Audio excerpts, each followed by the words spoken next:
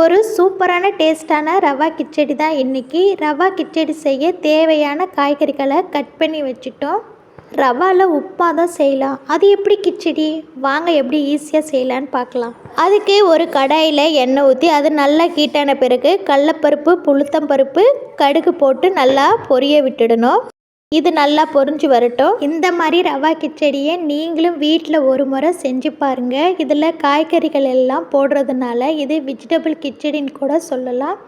இந்த கிச்சடி பிரியாணி ஸ்டைலில் பண்ணுறதுனால இதில் பிரியாணி இலை, பட்டை, லவங்கம், ஏலக்காய், அன்னாசிப்பூ எல்லாம் போட்டு செய்யணும். இப்போ கட் பண்ணி வச்சுருக்க பச்சை மிளகாய், கருவேப்பிலை சேர்த்துடலாம்.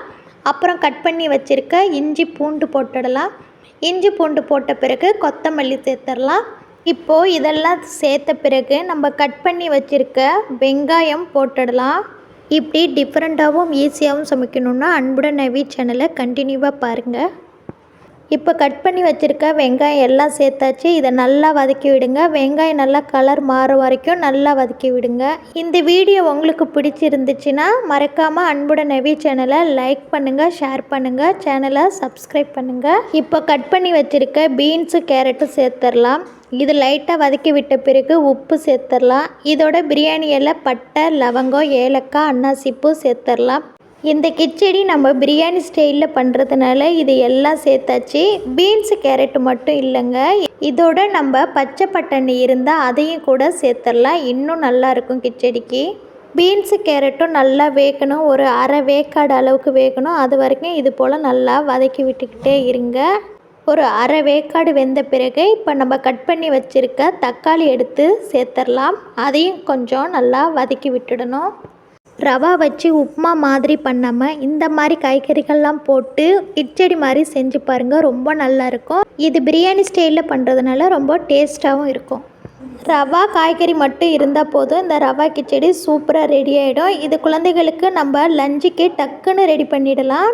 இப்போ ஒரு ஸ்பூன் அளவுக்கு மஞ்சத்தூள் சேர்த்து நல்லா வதக்கி விட்டுடுங்க. இது நல்லா வதங்கி வரணும். இப்போ எல்லாம் ஓரளவுக்கு வதங்கி வந்துடுச்சு. இந்த ஸ்டேஜில் நம்ம ரவா சேர்த்துக்கலாம். ஒரு டம்ளர் அளவு எடுத்துருக்கோம் ரவா. எல்லா ரவாவும் சேர்த்த பிறகு லைட்டாக வறுத்து எடுக்க போகிறோம். இதோடய சேர்த்து நல்லா மிக்ஸ் ஆகிற மாதிரி வறுத்து எடுத்துடலாம்.